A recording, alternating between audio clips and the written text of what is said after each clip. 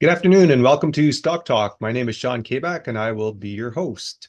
Manitoba Agriculture is offering a series of livestock and forage webinars to help Manitoba beef producers in their cattle operations. These webinars will run monthly until April. We're glad you can join us for today's presentations, which will be recorded so you can view them at a future date, or if you can't make the 12:30 start. If you have any questions during the webinar, feel free to submit them by typing them in on your computer or smartphone. A couple things I want to mention. The Manitoba government is freezing the rental rate for Ag Crown land forage leases for 2025. So that means the rates will stay the same as 2024. With current soil temperatures and the forecast for this week being above normal, nutrient applications can continue until midnight Friday, November the 15th, with certain conditions, which includes incorporation. I wanted to mention the Resistant Ag Landscape Program is now open. There are 2 BMPs available, including agroforestry and grasslands and grazing management. Funding covers rotational grazing infrastructure, including permanent and temporary cross fencing and off-site watering, also conversion of marginal and high-risk annual cropland to permanent grasslands, and funding for increasing the composition of alfalfa or other legumes in hay pasture. There's 75% cost sharing up to $15,000, and the deadline to apply is December the 12th. We've had an amazing fall with above average temperatures and some cattle are still grazing. This year, feed supplies are quite good with all the moisture resulting in a big hay crop. However, with all the rain, it was difficult to put up dry hay and quality has suffered. Producers need to properly balance their rations to meet their livestock requirements. So to help you do that, we will start off our presentations with cattle backgrounding tips and rations. We have Elizabeth Nernberg with Manitoba Agriculture, a forage and livestock specialist in Roblin. So welcome, Elizabeth. Thanks, Sean. I will just get my slides here ready and we'll carry on with the webinar. Can everybody see that all right? Yeah, looks good. Perfect. Thank you.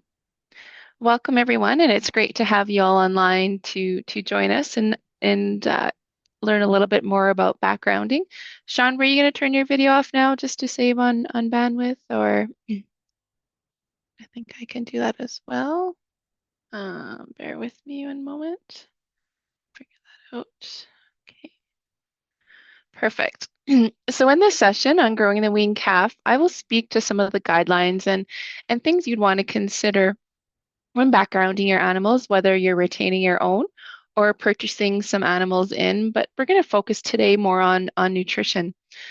Before I begin, I want to give a shout out and a thanks to Kathleen Walsh of Tin Turn Feeders up at the Bozeman area for some of the photos and content in today's presentation. I had the privilege to work with Kathleen over the years with Manitoba Agriculture and also had spent some time up at their operation last summer when we had put this presentation together and originally presented at our Beef and Forage conference last year in Brandon.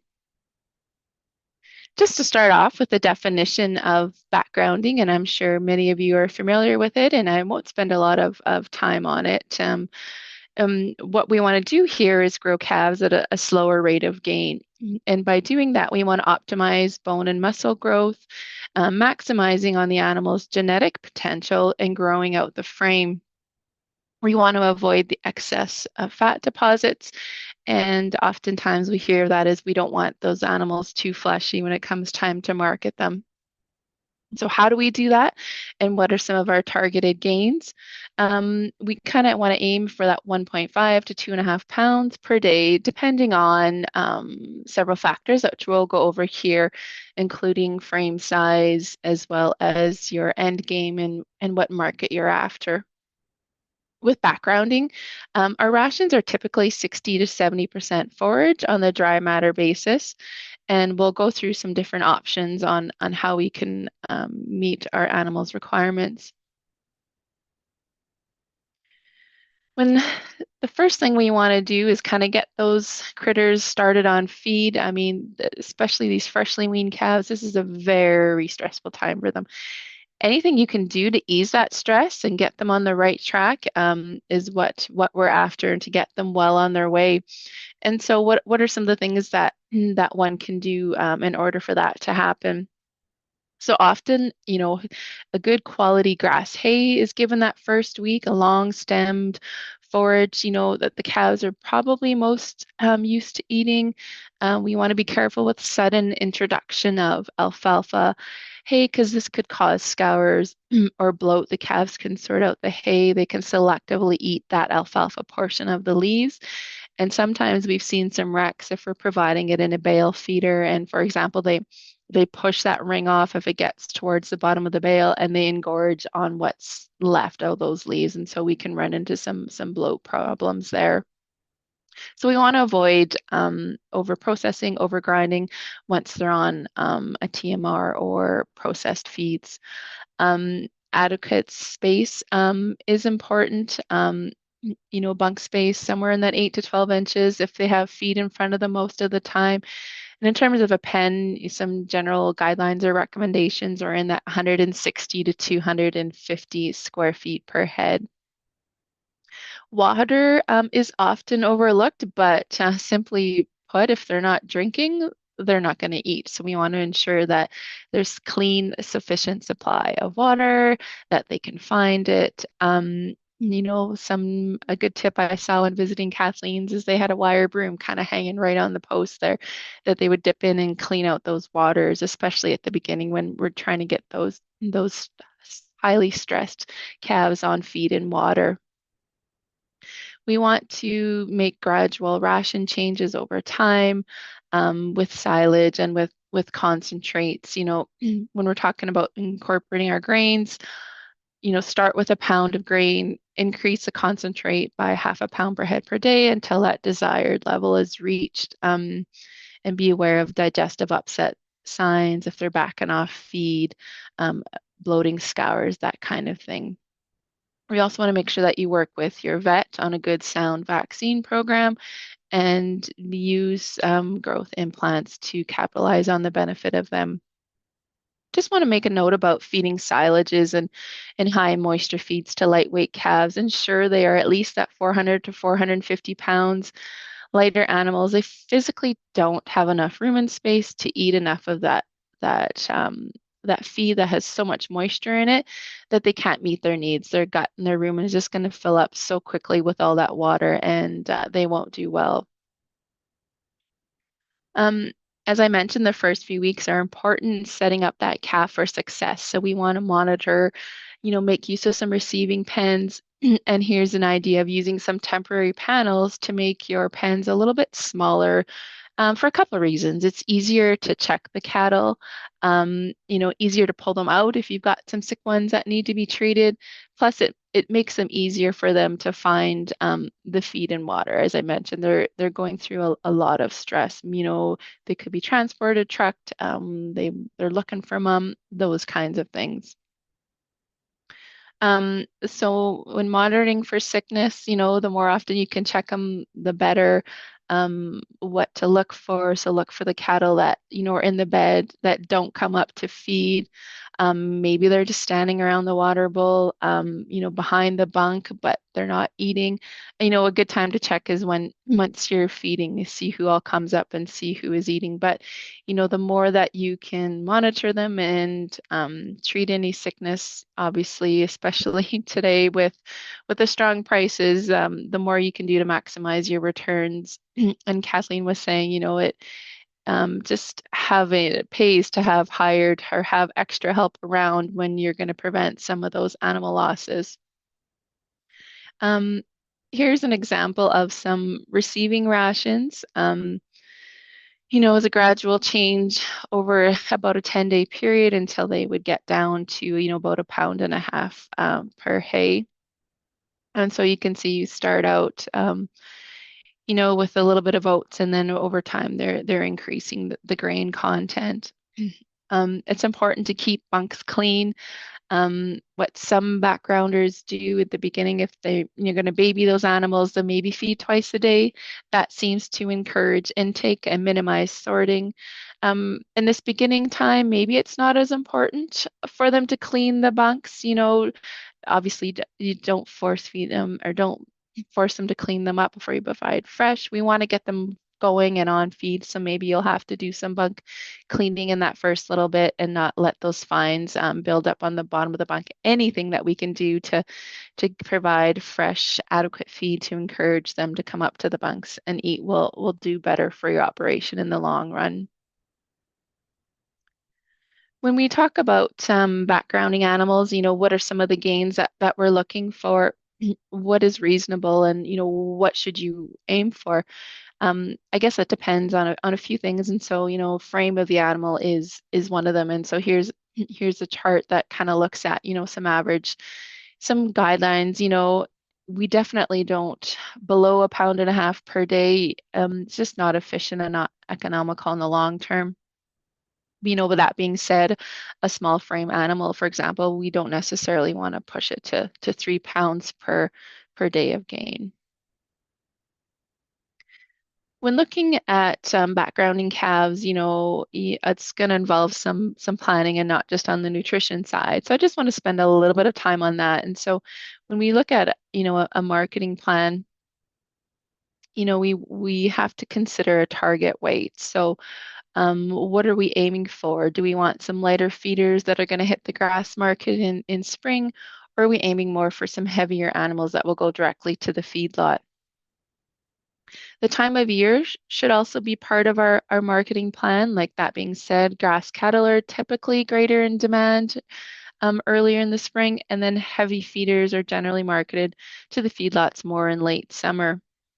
So once you have an idea of your target weight and the time that you want to market it, you can do some calculations and do some math. And so how many days are they going to be on feed? And what average daily gain do I need in order for them to meet to my goals of the weight and the marketing time? Here's a little chart on in growing these calves. We obviously need to meet the requirements to reach those average daily gains. And so what are those requirements? And so here's one of the charts from the NRC.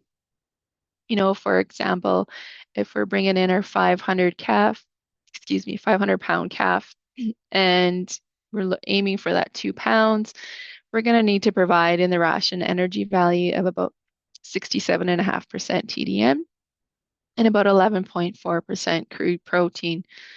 So the energy is required for both maintenance and gain. The protein is going to develop their muscle and grow their frame. And just as I said before, remember too much energy is too much fat, too much condition. Just think of how we feel after we engorge in a Christmas dinner or Thanksgiving supper.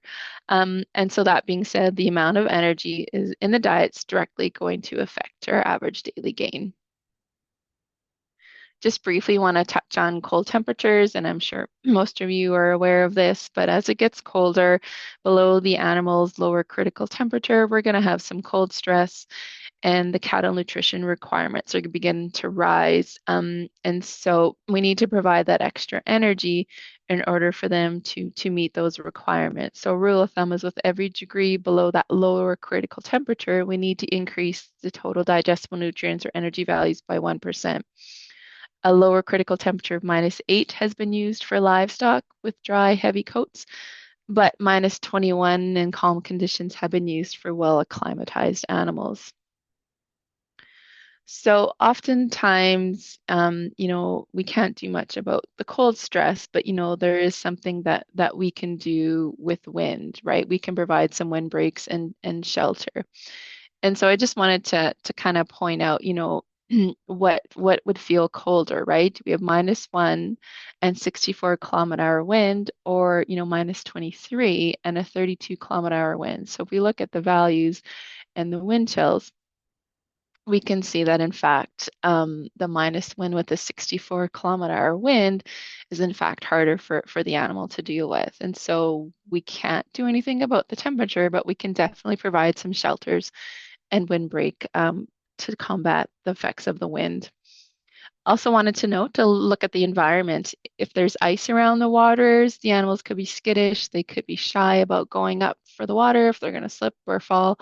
Or is there a buildup of manure behind the feed bunks that are preventing them from not coming up to feed?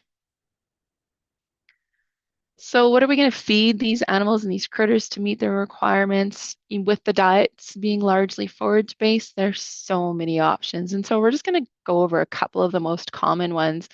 And here's some average feed values from Manitoba Lab over the years. And so these results here based on 300 alfalfa grass samples, about 270 barley silage, and about 400 in corn silage. And so you can see there's quite variability in the range of the samples. Now, part of that is in how the samples were labeled. Somebody may call it a barley silage, but perhaps it's got a mix of weeds or a poor catch, or was this corn silage or was it corn stover? And so just a cautionary note of that. But there is definitely range and variability in forage feedstuffs. And so we also, how do we combat that? And so, feed testing is one way that we can definitely would recommend. So, because of the quality can vary from year to year, there's lots of environmental factors, there's field factors, there's management factors, and feed testing is necessary to balance rations. Once you know what you've got, then you can determine whether you need to source other feedstuffs in. And when it comes to balancing rations, if you're putting garbage in, you're going to get garbage out. So if you don't know the correct nutrient qualities, it's hard to balance a good, accurate ration.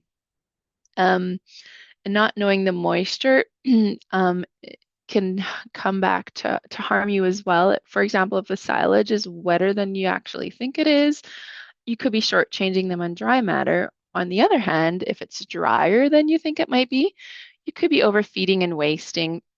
Some other considerations that you might want to test for, depending on your feed and your situation, pH will give you an indication of how well the silage fermented and how stable it could be in the quality.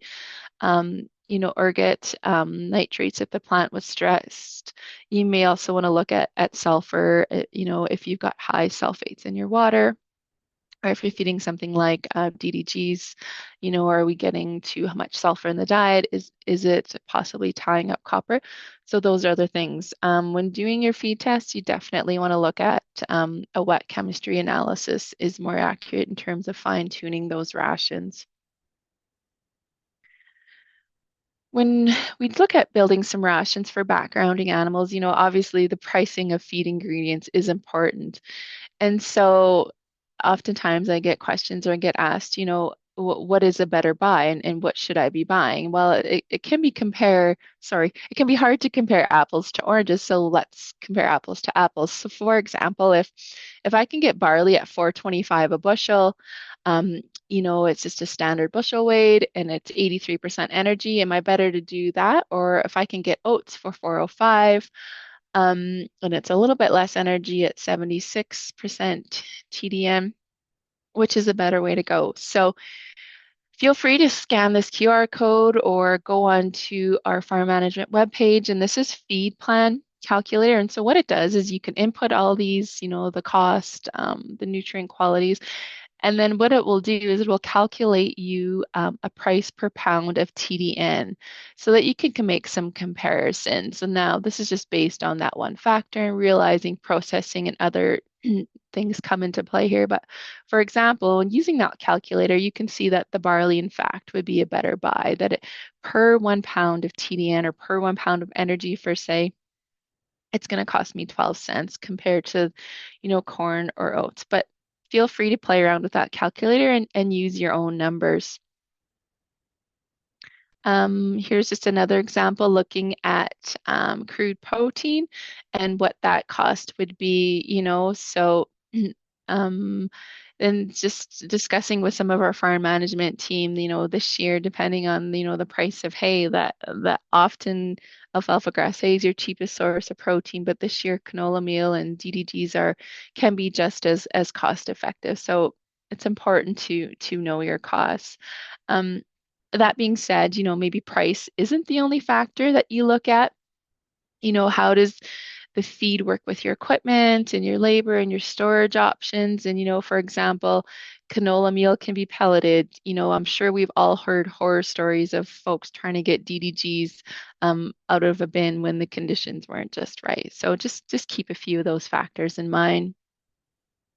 So once we know the requirements of the animal, we know what's in our feedstuffs, we got a good handle on pricing, we can use this great and wonderful magical tool like cow bites to help develop some rations. And just wanted to mention that it is available for purchase now. It's $60 plus GST. It's available through BCRC. There's a QR code or contact one of us and we can help you get an order put in. If you're interested in learning more about using cowbites, let one of us livestock specialists know. We can definitely work with you. We've put on workshops in the past, and it's really great to see producers using the program themselves. And you can email us rations back and forth, and so we definitely will be glad to review them and help you with developing your own rations. Kind of moving on, and so we talked about many different options. And so here's some example rations that I'm just going to quickly go through here. And so they can be found in our Farm Management 2025 Cost of Production Beef Backgrounding. I will have a link closer on to the, excuse me, at the end of the presentation.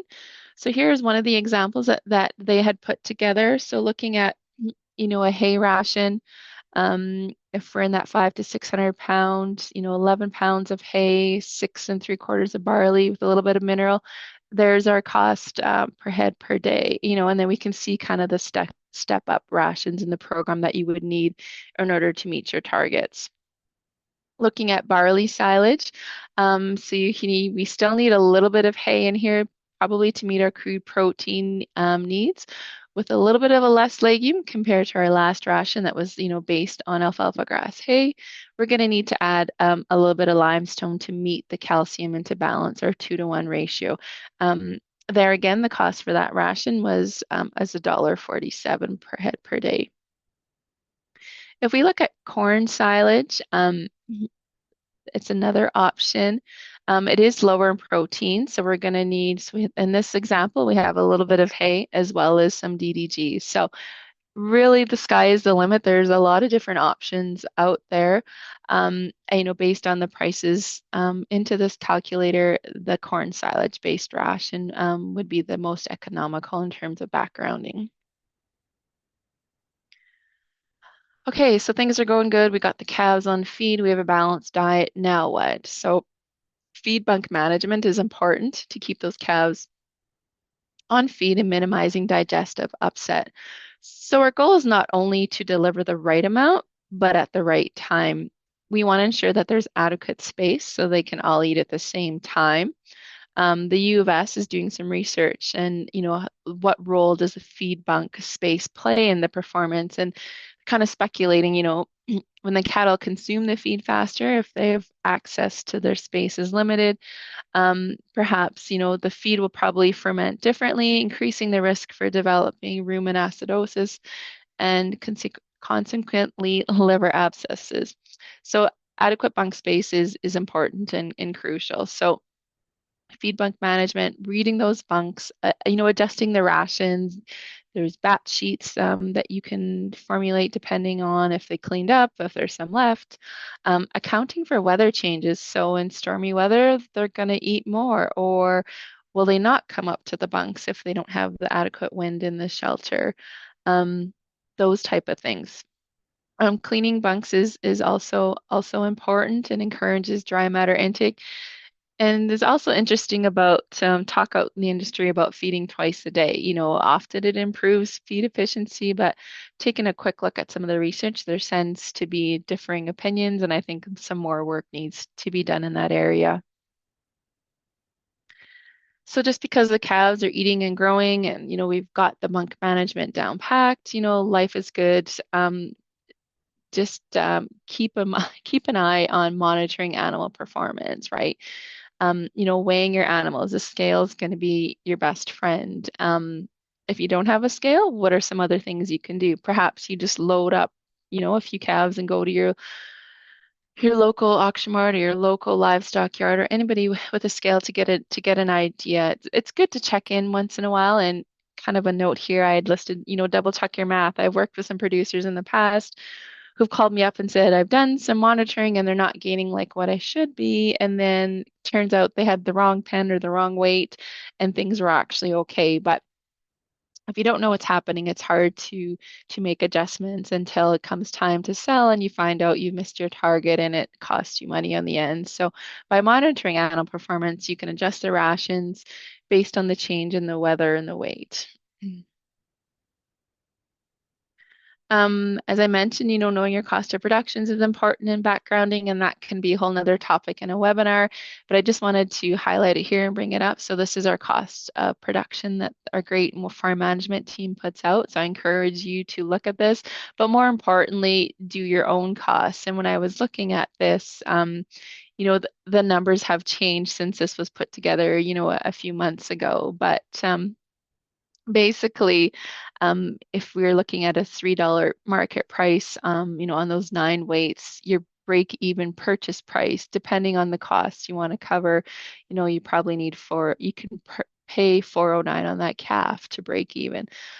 On the flip side, if our break-even selling price, if I'm buying 390 feeder in, this is my break-even selling price. So if I'm paying 390 on the calf coming in, I'm going to need to get to 89 on the calf on when it comes down to market date. So look at those costs, look at those numbers, doing some quick math. I think buying in at 410, maybe closer to today's markets, and I think it's even higher.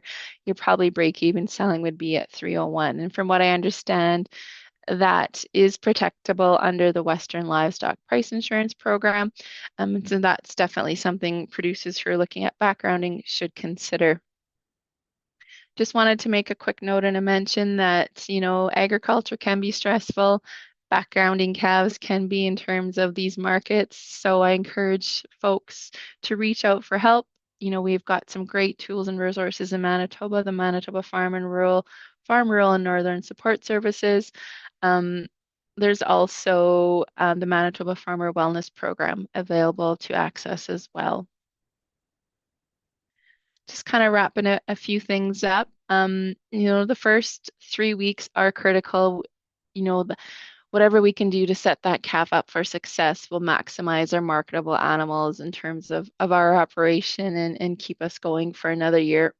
Tracking your animal's progress to check in on the rations. Are you on track to meet your targets? Markets and costs can change and maybe your plan will change. And this is a big one. Have a risk management plan, agri stability, agri invest. And I'd mentioned, WLPIP, Western Livestock Price Insurance Program, and just to get a better understanding how that program works and talk to your MASC representatives, feeder policies are available. You don't have to buy a policy on your whole lot. You can buy a couple different policies. You can purchase the most expensive coverage to cover the top price, or perhaps you're just covering your cost of production. So there's many different options, and you don't have to sell your animals then. You're just purchasing that policy to protect you during that time frame. So with that being said, I will ask or entertain any questions, Sean, that may have come up. Sure. Thanks, Elizabeth. Very timely presentation that you had with calves being weaned and going on feed and being backgrounded. It's some very important information for producers to hear more about. I guess one question I had, you didn't get into receiving protocol with the high value of calves. We want to always minimize that death loss. But Right. is there any comments on receiving protocol? I know Draxxin used to be one of the, I guess, antibiotics administered when the calves Right. first came in. Any Yeah, comments? I guess there's a lots of different protocols, Sean, and I didn't spend a lot of time reviewing those, but I just encourage producers to work with their local veterinarians. And you're right, I think that seems to be still the common protocol. In discussing with Kathleen and putting together some rules and recommendations, I know like they prefer to process as soon as they get in, right? And so that's over and done with and get going. And others, what I've been reading and gathering, some like to get them settled in on feed and then process them. But yeah, there's lots of different, the Draxxin will give you some coverage, and then there's also chlor and other things that you can provide in the feed. But you're right, anything that you can do to prevent sickness and keep them on feed and going and well on their way for sure. And I guess the other comment being too, depending how stressed those calves are, if they're from the auction mart or if they're your own calves that are being Yes, backgrounded, I mean, there's substantially less stress and or are they direct delivery that's right. from a cow Have they calf been perspective. mangled, or did you buy them from the neighbor across the road and inquire what perhaps that has already been done on their farm too, right? So yeah. Okay, good. I think another question was on the processing of grains. Hmm. What's your Yeah, so good experience? question, Sean. In terms of, does it pay? Is it worthwhile? I guess it depends on the weight of the cattle and in terms of the grain. So the small hard kernels, like wheat and barley, you have to look at what is your cost of your grain, and there's the calculation. Does the cost of processing it with the cost of the grain pay for that improvement in efficiency? And so lots of times, wheat it does. On barley, I think you need a 12 to 16% improvement and utilization, or sorry, you will get a 12 to 16% improvement on utilization on under 700 pounders. So depending on the price of barley and what it costs you, I guess is, and I haven't quite done the math, but grain prices have come down from last year too. So definitely consideration to look at for sure.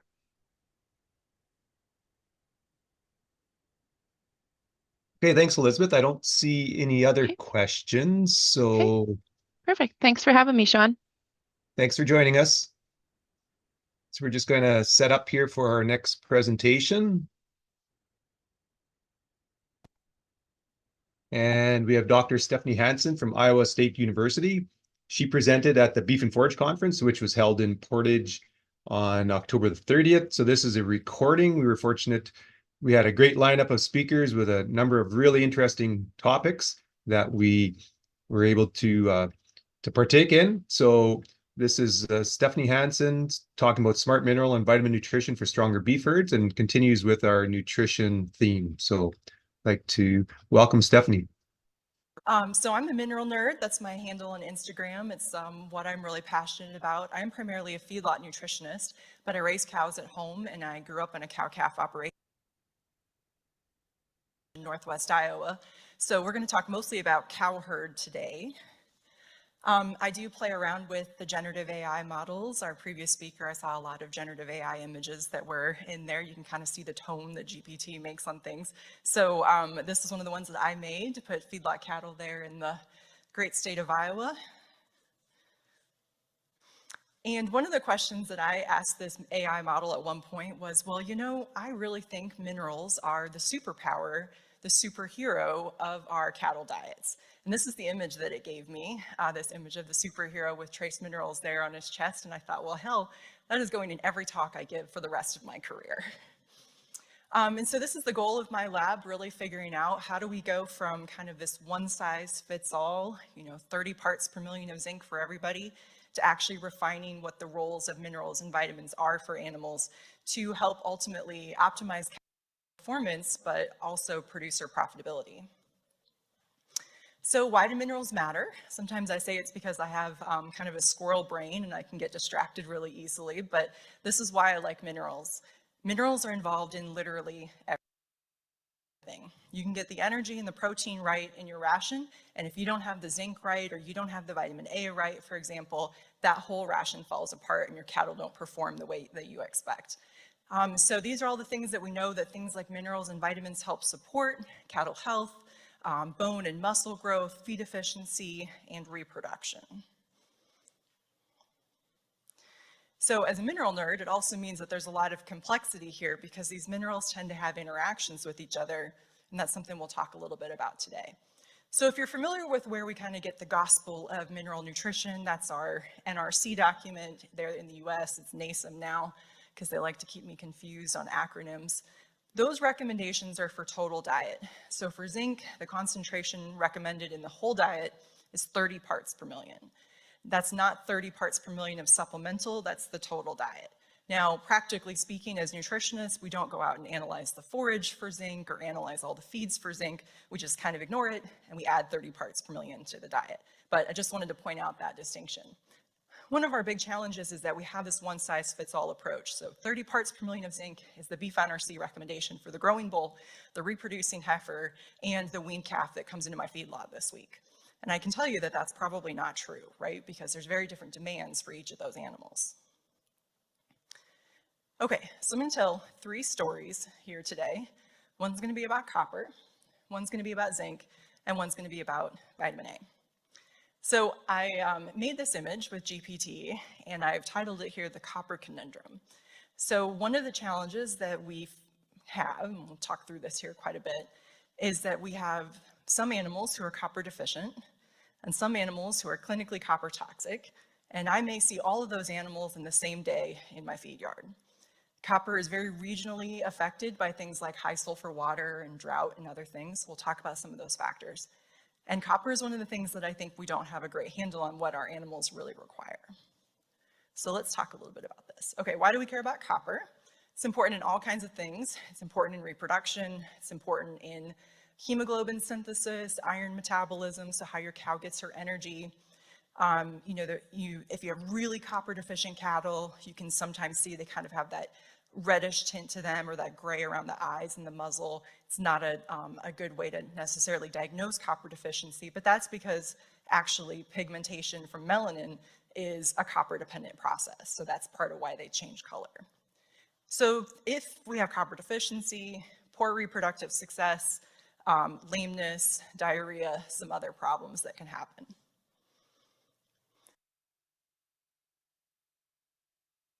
When I was in graduate school at North Carolina State working with Jerry Spears, I kind of inherited a long-term copper deficiency project. And so this is an image of a heifer. Her ear tag number is 5139. This is the steer 5136, so sequentially numbered calves. They're not very far apart. This heifer had been on a long-term copper deficient diet. That steer had been on a long-term copper adequate diet. Now I say long-term, they're only like, mid-growing kind of animals here, right? Very obvious that when you don't have copper, you don't grow as well. And the farm crew called her khaki for obvious reasons, right? She's kind of got that brownish hint. Now, let me tell you, my life would be a lot easier if I could walk to any cow herd and say, well, you definitely have a copper problem because they all look like khaki, right? But it's more subtle than that, and that's one of our challenges with trying to diagnose deficiencies, because often they can look like this, but until we get in and get a liver sample or something like that, we can't actually tell we have a problem. Okay, so our NRC says that the copper requirement for beef cattle is 10 parts per million. And that 10 parts per million, remember, that's total diet. So that's not necessarily 10 added, that's 10 total diet. So just for comparison's sake, typical forage base might be 4 or 5 or 6 parts per million. Corn silage might have about 6 parts per million of copper. But the thing that people don't always remember is you have to go back 2 editions of the NRC to read the very fine print that says beef cattle probably actually require between 4 and 6 parts per million of copper. But copper has never met something that it doesn't like to bind to. So there's all kinds of antagonists that copper has to overcome. So I often describe copper metabolism in the rumen as a battlefield. So if you feed a cow supplemental copper, or she's got copper in your forage, for that copper to actually get to her intestine, to be absorbed, to be used for her gestating calf or to breed or grow, that copper has to go through the battlefield of the rumen. It's going to need sulfur to bind up to it. If there's sulfur and molybdenum, they form a complex called thiomolybdates. They'll bind up to that. Iron will antagonize it. It's the redheaded stepchild of the trace mineral world. Copper just has lots of antagonistic challenges, which is why places like Canada and others have very widespread copper deficiency. Okay, so there is good evidence that both the US and the Canadian cow herd is actually relatively copper deficient based on some good survey data that the vet folks have done. And so we'll talk a little bit today about what to do about that. So one of the biggest antagonists that we commonly see with copper in cattle is going to be sulfur. So I don't know about you, but it's been pretty dry at my place for the last few years. So as we've had long-term drought, what happens to our water sources?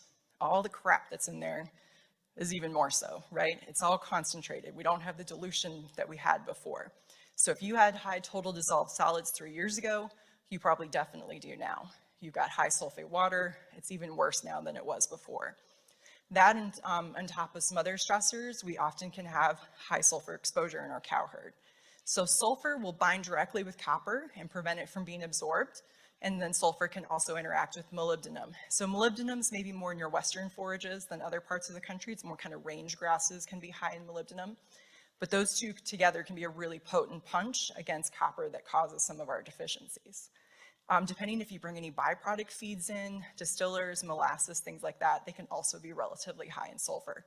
So we typically think about, well, I'm going to test my feeds for something like copper, but it's maybe as important or more important to test your feeds for something like sulfur to find out what are the antagonists that are in the diet that could be competing with that copper. Okay, so testing the water is a really important thing to do. Again, like I said, the concentrations of what your water source looked like 3 years ago, it may not be the same now. We might have a new well.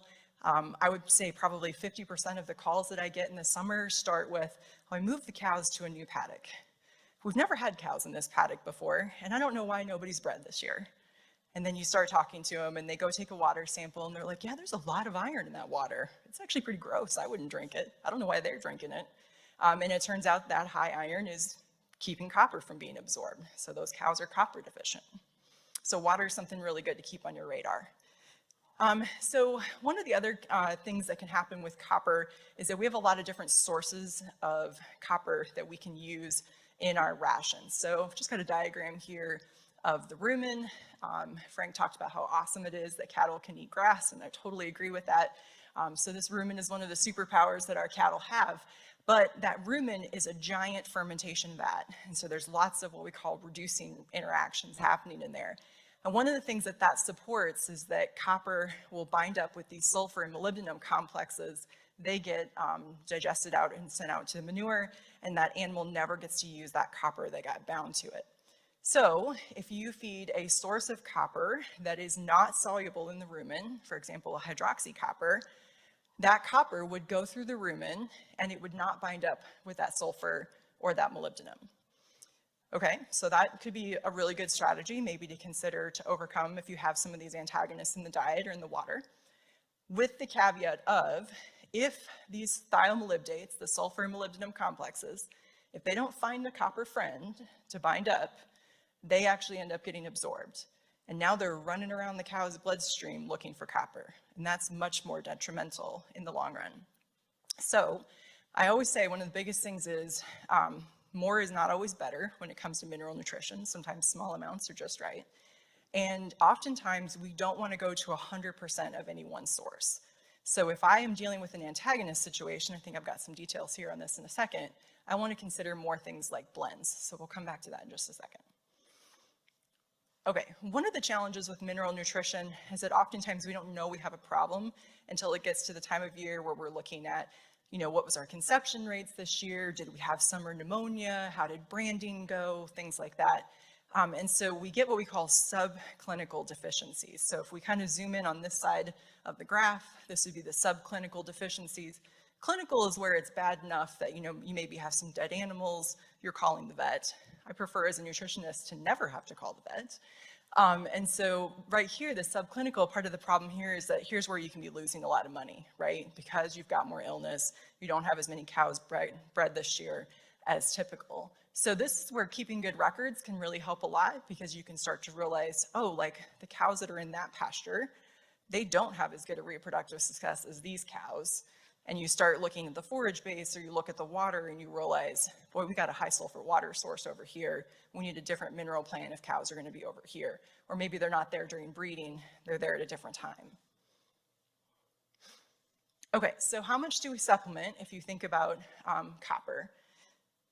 Okay, so I'm going to show you some data here in a second because I think it illustrates this really well. But the whole prevention is, an ounce of prevention is worth a pound of cure. That's 100% true with mineral nutrition. Sometimes we just find ourselves in a sticky situation. We realize we're deficient and we got to try to get out of it. So we're going to talk about how to do that. I like blends, again, because I want to have some copper that's soluble in the rumen, and I want to have some copper that's maybe not soluble in the rumen. So between those two, I can overcome that antagonist. So I might have some copper sulfate and some of a different source. You got to consider costs and other considerations. We'll talk about this in the study I'll show in just a second. If you have evidence that you have pretty low antagonists, so sulfur, iron, molybdenum, and they're all low, you probably don't need to supplement more than 10 parts per million of copper. More copper is not a good thing on the ruminant animal. Their liver will actually continue to increase, so they have very low absorption rates, but their liver will hold on to that copper, and that can eventually become very damaging. So we don't want to say, well, it's the requirement's 10, I'll just feed 20 or 30 or 40 just to make sure. Don't do that, because that can actually be very damaging to the animal. If you have some antagonists, so say 0.25% sulfur, 0.3, especially if you got sulfur in your water, or some molybdenum, maybe you go to 120% of the requirement, now you're at 12. I don't think you need to be up in these 20 part per million concentrations. Sometimes that's what free choice minerals will provide, but that's going to be very dependent on what the rest of your forage intake looks like. So I'm not saying anything against that. I'm just saying be careful we don't go out and try to do a whole bunch of copper additions. All right, so this is my, I realize I'm mostly talking about cow data here today, but this is my research feedlot in Ames. And just showing you here, so we've got 60 pens for, small pens for research. We've got our feed mill. This is our working facility that feels like it's in the next county when you're moving cattle from pen 60 all the way down there. You get a lot of steps in on those days. If you ever happen to be in the central Iowa area, shoot me an email. I'd be happy to give you a tour. Okay, so one of the studies that we did there that I think is useful for consideration here is thinking about how do we overcome copper deficiency if we find ourselves in this situation. So we took calves and we basically fed them a trace mineral supplemented diet, or we fed them no trace minerals, and we added sulfur and molybdenum. I did that for 90 days. My slide's kind of jumbled here. Did that for 90 days, whoops. And basically by that end of 90 days, my liver copper is 250 parts per million in the adequate cattle, and in those that I supplemented antagonist, I've dropped it by 90%. So just 90 days of feeding moderate sulfur and molybdenum decreased liver copper by 90%. I've done this in dozens of studies now. It's a hell of a research tool if you want to study copper deficiency. It's no fun if you accidentally have high sulfur water at home, right? Because it is a very potent copper antagonist. Okay, so you find yourself in a situation where your copper is low. This is plasma copper concentrations. That is significantly lower in the antagonist group than the controls, but you notice those numbers aren't nearly as dramatic as the liver. So, you can quote me on this, plasma copper is a shitty biomarker. It does not tell you anything until your animals are very deficient. The liver is like your fuel tank or your gas tank, and the plasma is like your fuel line. So if you're like me, you like to run the gas tank to empty, and then you cruise down the hill into the gas station, and you slide in. I know my tank is empty. It's been telling me that for the last 30 miles, but my fuel line had just enough gas in it that I could get to the gas station, right?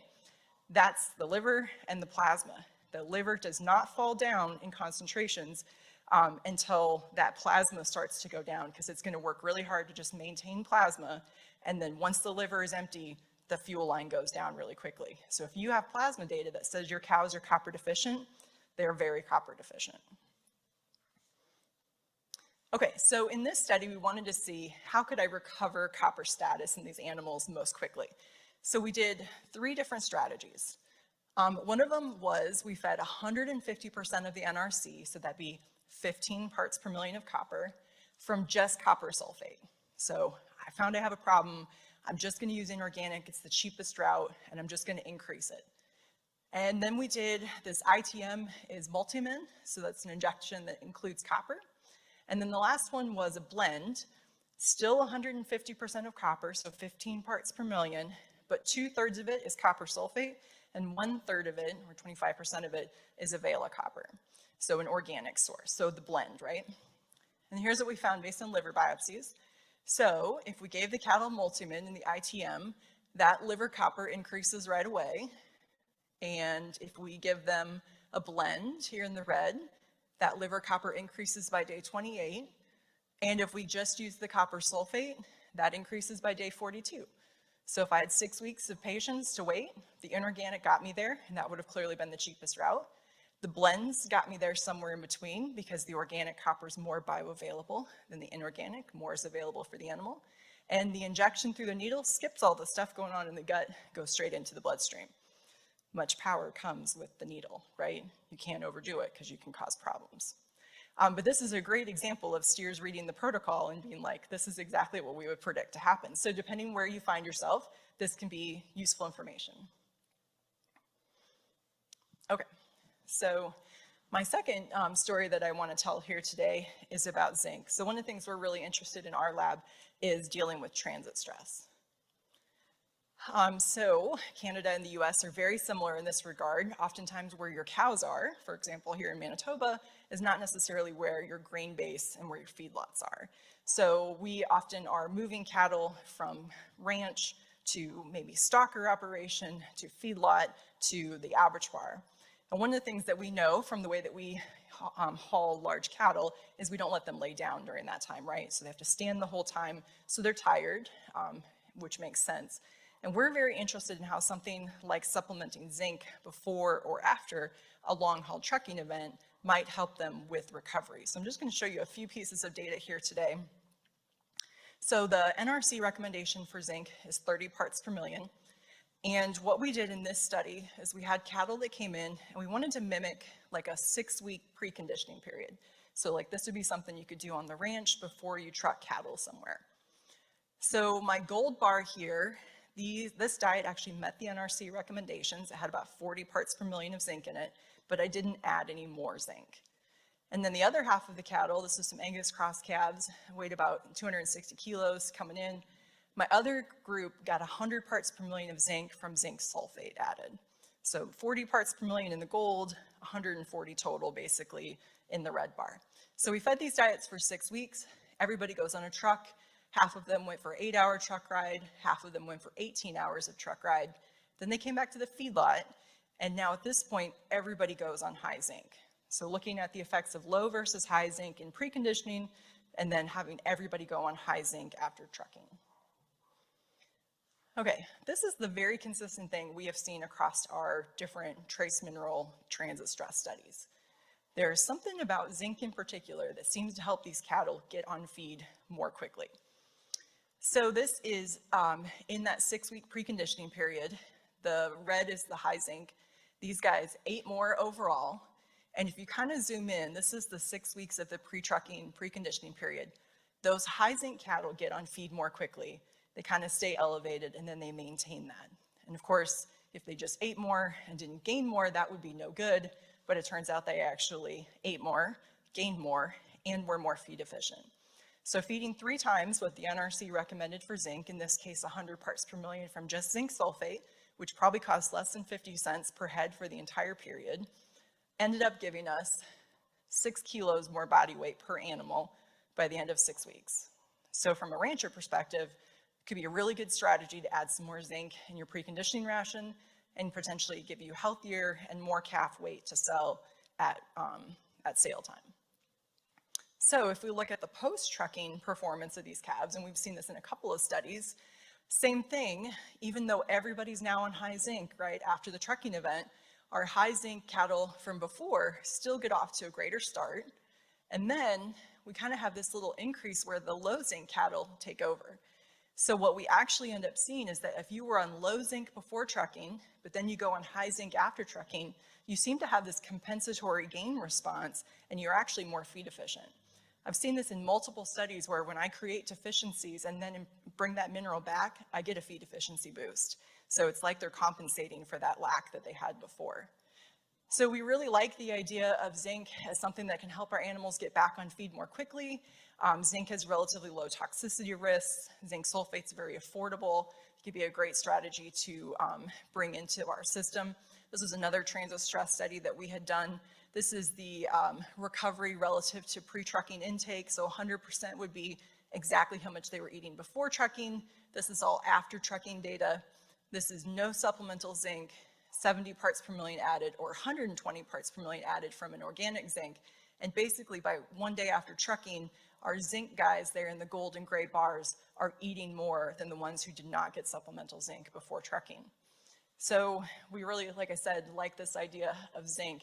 I didn't show you any of the basic data here, but one of the things we think zinc is doing is that zinc is actually preventing muscle fatigue.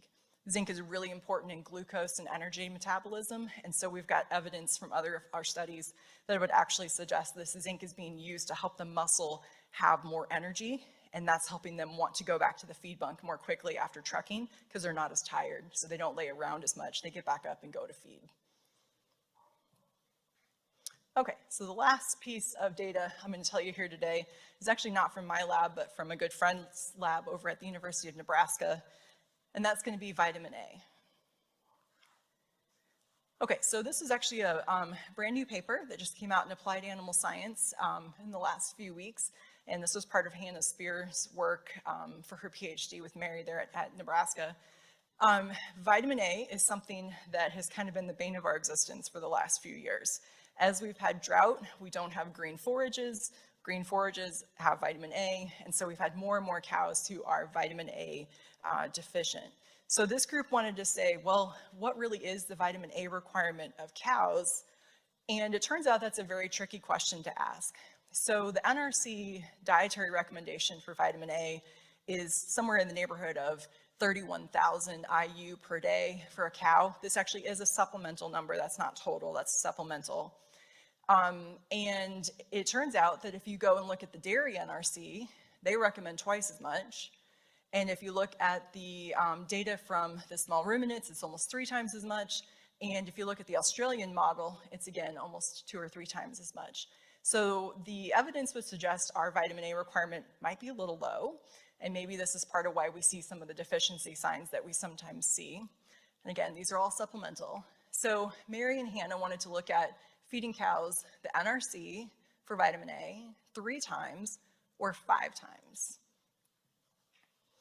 Okay, so one of their questions here was, how important is it to have supplemental vitamin A in the cow's diet during gestation so that we can make this connection between what mom's vitamin A status is and what baby's vitamin A status is? Okay, so a story I should have told during the copper section. When we think about trace minerals like copper, for example, what we feed mom during late gestation, she does a really good job of giving that to baby. So he's going to accumulate it in his liver. So when a calf is born, he actually has relatively high liver copper concentrations, for example, because cow's milk is very low in trace minerals. So he's born and he's ready to rock because he's got his own source of copper in his liver, store of copper, because mom's milk is not going to provide him very much. Okay, so trace minerals, late gestation, go to the fetus, go to the liver, so he's ready to go because milk doesn't have much. Fat-soluble vitamins, like vitamin A and vitamin E, are totally different. Very, very little placental transfer. Mom's consuming it during gestation. It's not going to the baby via liver, it's going to her colostrum. So that calf must consume colostrum to get his vitamin A and vitamin E. So if you have a stillborn calf or a calf that died shortly after birth and did not nurse, it's very important to let the vet know that when you're looking at things because you'll get very different answers. It could look like he's vitamin A deficient if he never nursed, but he might be fine. It could look like he's copper toxic, but it's just because he's newborn and he's got very high liver copper. Okay, so 2 very different things there and where minerals versus vitamins come across. Okay, so this is some pretty cool data that would actually suggest that supplemental, so this is 2 different studies that looked at where the vitamin A is coming from in the colostrum. And they basically showed that about 40% of the vitamin A in colostrum is actually coming from the cow's stores, so from her own liver. But the 60% is actually coming from what she was consuming in the diet. This is a problem when you think about how we supplement cows, right? Because one of our assumptions is that cow sees green grass for all of summer, cow liver loads up vitamin A, cow comes into winter, cow is fine, we're probably not going to screw around with supplementing her much of the vitamin A, she's got harvested feedstuffs, hay, blah, blah, blah, baby will be fine. But this suggests that that practice is not going to work, right? Because her stores only make up so much of the colostrum vitamin A. It turns out maybe diet's really important there. Okay, so Hannah and Mary looked at several cows here and basically talked about these treatments already, but basically said NRC, vitamin A, 3 times NRC, or 5 times. They were fed in confinement so they could kind of control intake. I'm just going to show you a few pieces of data here that I think are really interesting. Okay, so this is looking at the cows, and this was after calving. This is liver vitamin A, and this is days of the study, so out to 150 some days on the study. So basically here, if you got fed the NRC, if you can't see it in the back, this is a straight line. Basically, across the days on study, there's really no change in liver vitamin A. The blue is the 5 times, and the red is the 3 times. So the 3 times NRC, they increase. They're above the adequacy threshold here by like day 80 something, and they go higher by calving. And then by the end of the study, the 5 times are up higher, right? So 3 kind of distinct groupings. So the treatments worked, right? Because the more vitamin A we gave the cow, the more she put in her liver. Okay, so what happens when you take those same 3 treatments and you look at what the calf's liver is doing? And what we see here is that we have the ones who are fed NRC are deficient. The ones who are fed 3 times are just barely over the adequacy threshold. And it's really only the calves born to the cows fed 5 times the NRC that are actually really adequate here. So there's very clearly a disconnect. I would say our NRC recommendation is simply too low. And actually, we think the answer is probably this 3x treatment is probably about where it needs to be. So not 31,000, but something like 90,000 IU per day is what those cows probably need to make sure that the calf gets the right vitamin A status. And I think that's what I just said there.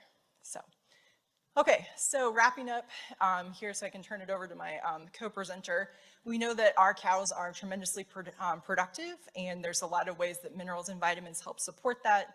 Things we talked about today are overcoming things like copper deficiency, dealing with transit stress through things like zinc, and then ultimately, the better we can do at figuring out the mineral and vitamin requirements of our cow herd, the more we can move towards optimizing and moving towards that improvement in productivity part that Frank talked about, right? Like that's one of the things I want to do is help us improve the productivity part of that equation. G'day, how are you guys? Great. So I did a little bit of experiment on the farm this year, and it's pretty anecdotal. We have a small purebred Angus herd. I've always had a belief that the social hierarchy plays a factor on maybe the free choice mineral. That was my thoughts. We'd always had issues with our 2-year-old females getting bred back. So this year we figured I got Nutrisource to make me a mineral pack pellet. So essentially I gave 1 pound of this pellet per day to my cows from 3 weeks before calving all the way to the end of the breeding season. My dad hated it because I'm working full time, so he had to go out and give it hand fed. But it was a way for me to see that every cow was getting their mineral requirements, and I watched them do it. And we preg checked a few weeks ago, and every single cow was bred. So it kind of made me realize that maybe the micronutrients and the vitamins weren't getting to those females as well as I had wished, even with free choice, collated, and multiple sources. So just wondering on your thoughts on that. And I mean, obviously I'd like to have a more practical way of doing it in the future. But yeah, just curious on your thoughts and maybe some ways I can do it in the future. I know multi-min's an option, but yeah, just curious what your thoughts are. Yeah, I think that's a cool experiment. I would say even going a little bit earlier, more work for dad, right? But even a little earlier before calving, right? Because it's really that kind of 6 to 8 weeks prior to calving where we're starting to we've got colostrum formation, so the vitamins that are in there is going to be really important. We've got the trace mineral placental transfer stuff happening, so even backing that up a little bit.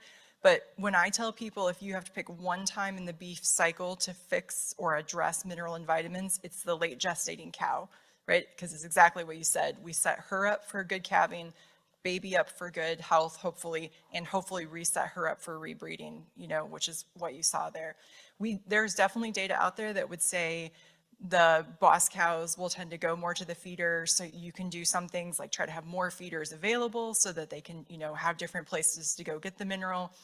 The other one is if a cow goes a lot to the mineral, there's data that says the calf acts the same. So there's certainly some learned behavior that's happening there where they go more frequently. I thought some of your data that you showed where you'd have the green cow, right, the big spike, and then she doesn't go for a few days.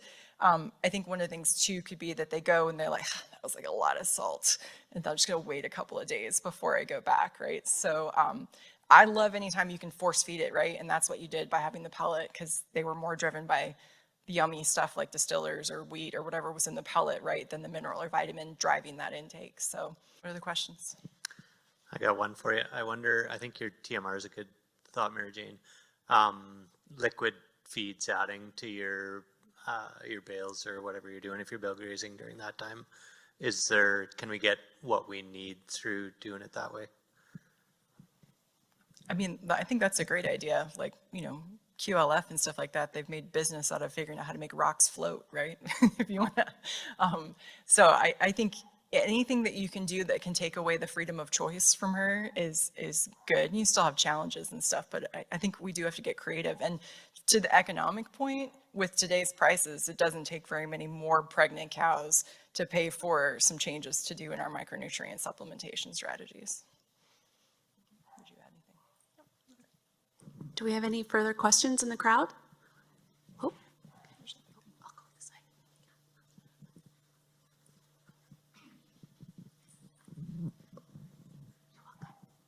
Hi, this question's for Stephanie.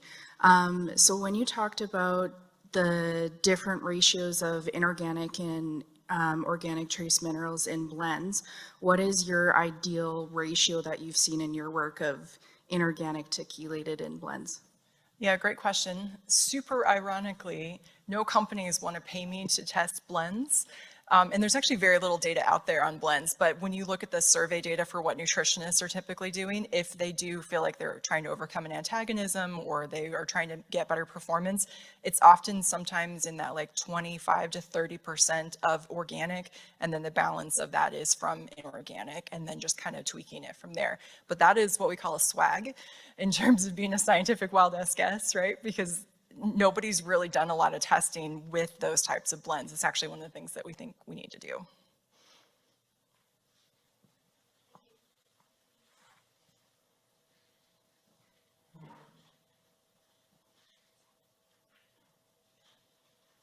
Just a comment or question, I guess, in working with producers across Manitoba, and I'm in the area where there's high sulfates and high molybdenum. We have those, so they provide mineral, and I guess every mineral is different, as you're aware, and I want to top dress it. So how much copper sulfate or how much bluestone can I safely add to my mineral, and what are your thoughts, views on that practice, and any comments?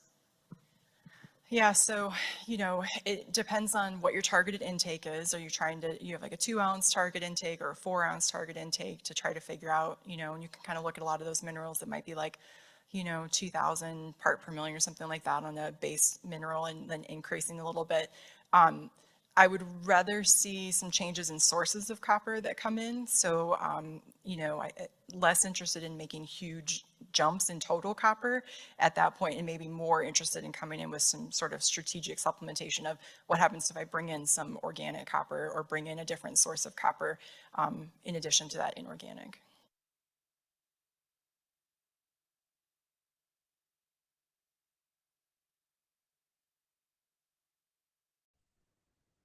So some really good information from Dr. Hansen of Iowa State University on copper, zinc, and vitamin A supplementation and why it's so important. I'd like to thank both our speakers today, Elizabeth and Stephanie. Just want to mention the Beef and Forage Days. Mark your calendar, January 7th to 9th. January 7th in Eriksdale, the 8th in Austin, and the 9th in Roblin. The agendas and more information will be coming out, but topics will cover forages, marketing, nutrition, ask the vet, and more. Elizabeth mentioned the updated cow-calf cost production are now available. So if you're looking for costs on backgrounding, feedlot, hay or silage, or cow-calf, check out Manitoba Agriculture's website, or you can pick up a copy at the nearest MASC service center. Our next Stock Talk will be on December the 12th, looking at beef cattle cost production, as well as more information on beef cattle nutrition, in particular cow nutrition. And then we have Stock Talk in every month up until April, and with a wide variety of topics. So be sure to tune in for those. If you're needing any assistance with your rations or feed testing or pasture, or grazing plans or information on government programs, contact one of our forage and livestock specialists across the province. Pam is in Dauphin, Cindy is in Arborg, Elizabeth in Roblin, myself in Portage, and Kristen in Beausejour. So that concludes today's Stock Talk. I'd like to thank you for joining, and I hope you will join us on December the 12th.